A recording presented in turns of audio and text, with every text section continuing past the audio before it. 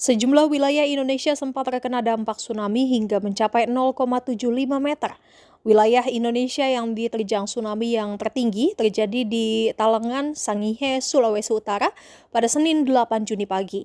Dalam konferensi pers, Badan Meteorologi, Klimatologi, dan Geofisika alias BMKG mengatakan tsunami di Talengan terjadi pada pukul 08,34 atau 20 menit setelah peringatan ketiga diterbitkan.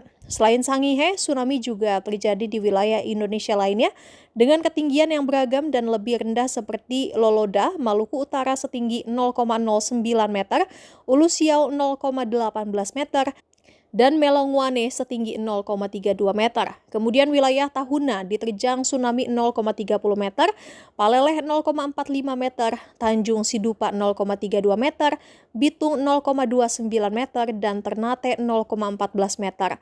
Pukul 10.15 peringatan dini tsunami resmi dicabut oleh BMKG. Dari video yang viral terlihat tsunami menerjang bibir pantai di sejumlah wilayah Sulawesi.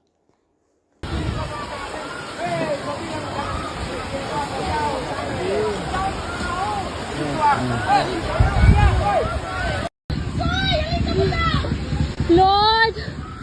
Lord, Diyos ko, Lord! Ah!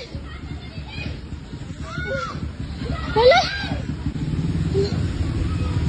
Ay, Diyos ko, Lord! Hala! Hala! Ay, friends, ay! Ay, Diyos ko! Sukusog ang linog! Ay, friends! Pemantau gelombang di pinggir pantai. Yang pertama, pukul 6:58 waktu Indonesia bagian Barat, ketinggiannya 30 cm di Tahuna, Kepulauan Sangihe.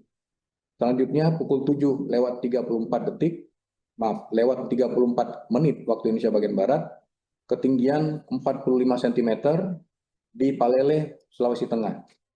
Selanjutnya pukul 7:39 waktu Indonesia bagian Barat, ketinggian 32 cm di Tanjung Sidupa, Sulawesi Utara.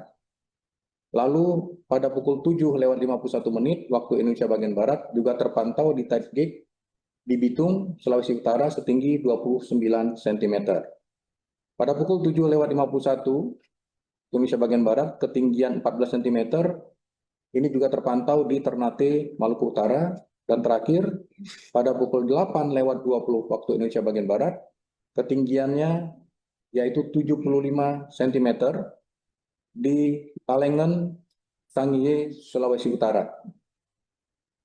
Peringatan dini keempat berisi pengakhiran peringatan dini yang telah kami tetapkan tadi pada pukul 10:15:51 waktu Indonesia bagian Barat. Peringatan dini keempat ini perlu disampaikan sebagai pengakhiran peringatan dini agar tim SAR dari Basarnas, BPBD, BNPB, serta TNI Polri, segenap elemen itu dapat melakukan penyelamatan yang dibutuhkan di lokasi-lokasi yang terdampak. Selanjutnya untuk gempa bumi, kami sampaikan dampak yang dirasakan. Yang pertama, mulai dari intensitas yang tertinggi hingga yang terendah. Yang pertama untuk intensitas 5 skala MMI, yaitu getaran dirasakan oleh semua penduduk, plester dinding jatuh, dan cerobong asap pada pabrik rusak. Ini terjadi di Miangas dan Melongwane. Selanjutnya intensitas 5 MMI, yaitu getaran dirasakan oleh hampir semua penduduk, barang-barang terpelanting, tiang-tiang tampak bergoyang. Ini terjadi di Siau dan Tagulandang. Selanjutnya untuk intensitas 4 MMI, yaitu getaran dirasakan hampir semua penduduk, orang banyak terbangun, terjadi di Morotai, Halmahera Utara, dan kota Manado. Lalu untuk intensitas 3-4 MMI, yaitu getaran dirasakan hampir semua penduduk, orang banyak terbangun, ini terjadi di Toli-Toli, Kabupaten Gorontalo Utara. Dan selanjutnya untuk intensitas 3 MMI, yaitu getaran dirasakan nyata dalam rumah, terasa getaran seakan-akan ada truk yang berlalu, terjadi di Batang 2, di Ternate, Halmahera Barat, Gorontalo, Halmahera Selatan, Halmahera Timur, Parigi Mutong, Manado, Minahasa, Palu, Bitung, Bulang Mondo Timur, Halmahera Tengah dengan intensitas yang saya sebutkan tadi, yaitu skala 3 MMI. Hingga pukul 10 waktu Indonesia bagian Barat, hasil monitoring BMKG menunjukkan adanya 20 aktivitas gempa susulan atau aftershock dengan magnitudo 3,9 sampai 6,7 dan gempa dirasakan berjumlah 2 gempa. Jangan lupa subscribe ya.